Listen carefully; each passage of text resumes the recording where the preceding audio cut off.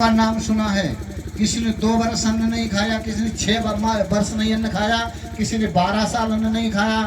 हमने बचपन पे कम से कम ऐसे ही 18-19 वर्ष की एज के थे तो मेरे अंदर ये कामना हुई कि मैं देखूं अन्न छोड़ के, अन्न को छोड़ने से किस चीज की प्राप्ति होती है।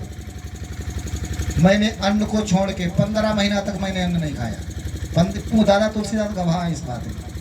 15 महीना तक हमने अन्न नहीं ग्रहण किया, केवल आलू तुरैया भुइया ऐसे खाते रहे जो चीज। मैंने कहा देखते हैं 15 साल के बाद में किसी चीज की कोई प्राप्ति नहीं हुई, ना तो काम सदा, न क्रोध सदा, न लोभ सदा, न मोह, न अहंकार, कोई चीज नहीं। लेकिन शरीर के जो पोषण है वो कम हो गए, यानी जो हमको जो पोषण मिलता है अन्न से वो पोषण कम हुआ शरीर का, और कोई चीज की प्राप्ति नहीं हुई। गुरुजी ने हमारे कहा, सदगुरु मुंशीदास साहब ने, उन्होंने कहा कि अन्न खाओ। मैं कह रहा हूँ ये गुरु की आज्ञा है, मंत्र मूलम गुरु वाक्यम, ये गुरु का वाक्य है, आप भोजन पान करिए। मैंने भोजन को शुभारंभ कर दिया। तब एक मोटे हुए गए खूब, पहले अन्न छोड़ा बिल्कुल पतले हो गए, और जब भोजन खाया, पक्की बात है, और तब से भोजन खाया मोटे हो गए। पता नहीं ऐसा क्या हो गया, कोई बात नहीं। सदगुरु कबीर साहब से धनी धर्मदास साहब प्रश्न करते हैं। जब बताया दादाजी ने अभी कि जब धनी धर्मदास के पास 56 करोड़ की दौलत थी, और वो दौलत जब धनी धर्मदास साहब सदगुरु कबीर साहब के सानिध्य में आए तो सदगुरु कबीर साहब ने कहा, भैया देखो जब तक तुम्हारी ये दौलत तुम्हारे पास रहेगी तब तक आप भजन नहीं कर पाओगे, तुम्हारा यहाँ मन नहीं लगेगा। तो धर्मदास ने कहा कि बताओ क्या करें गुरुजी। जवाब दिया, पहले इसको रास्ते से हटाओ। पहले उस समय पर 56 करोड़ की दौलत थी धनी धर्मदास जी के पास। 56 करोड़ की दौलत सब भंडारा कर दिया, दक्षिणा भंडारा, दक्षिणा भंडारा, दक्षिणा सब संतों को लुटा दी। और जब धर्मदास ने पल्लू झाड़ दिया, पल्लू झाड़ दिया, कहा गुरुजी अब तो नहीं है।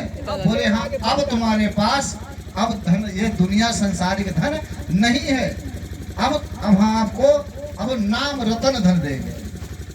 तब सदगुरु कबीर साहब ने 7 हाथ का गड्ढा खोद के, 7 हाथ का गड्ढा खोद के उसके नीचे बैठाल के सदगुरु कबीर साहब ने धनी धर्मदास जी को सार शब्द दिया है। आज कबीर पंथ में, साबुत कबीर पंथ में नहीं आई पाए, कहा गुरु जी हमें सार शब्द बताओ, सार शब्द बताओ। अब बताओ, तुम क्लास 1 के विद्यार्थी हो और तुम ग्रेजुएट यानी BSc BCom B.Ed का आप बात पूछ रहे हो, तो पहले क्लास पार तो करो, थोड़ी कसौटी पे तो चढ़ो, तब तो आपको सार शब्द से परिचय होगा। और हमारे संत कहा करते हैं कि शेरनी का दूध सोने के पात्र में ठहरता है, बाकी के संसारिक बर्तन में रुकता नहीं है।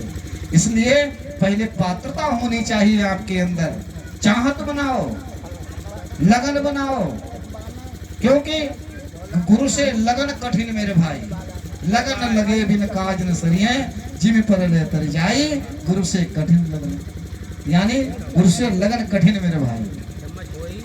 तो लगन मेरे अंदर होनी चाहिए।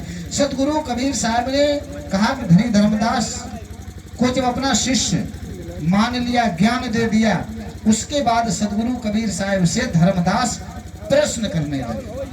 अब क्या प्रश्न किया है, जो धर्मदास जी ने प्रश्न किया है वो प्रश्न आप समझिए, और यहीं से हम कथा को शुभारंभ कर रहे हैं। और ये कथा कथावाचक के माध्यम से नहीं सुनने को मिलेगी। जो मैं कथा सुनाऊंगा ये कथावाचक नहीं सुनाएंगे, पहले कथा को समझिए। धनी धर्मदास साहब का प्रश्न, सदगुरु कबीर साहब का उत्तर।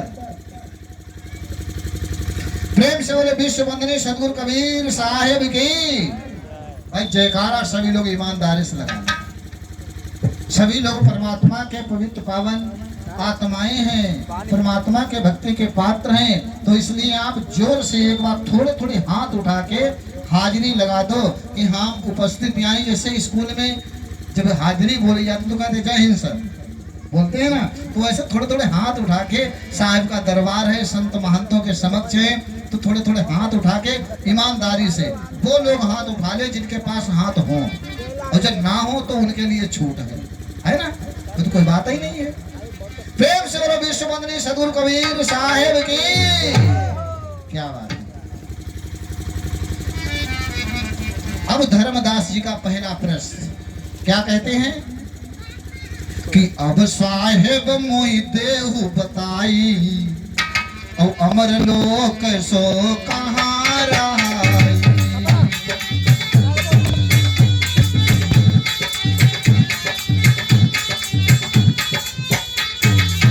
काल निरंजन कहि विधि भयउ, कैसे षोडश सुत निरमयउ।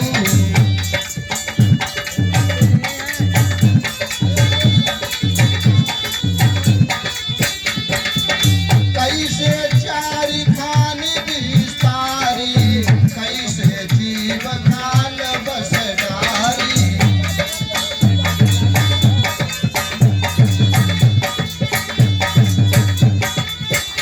अरे कैसे कुरुम से सब राजा, कैसे तीन बार नहीं साजा।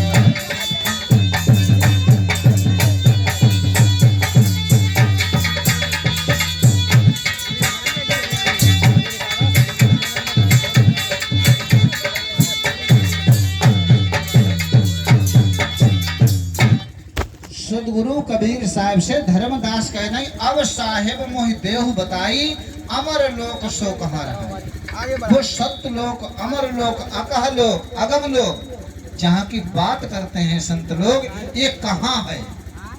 उस लोक की बात कहो, बाकी हमें कोई बात नहीं चाहिए। अमर लोक सो कहाँ रहा। काल निरंजन के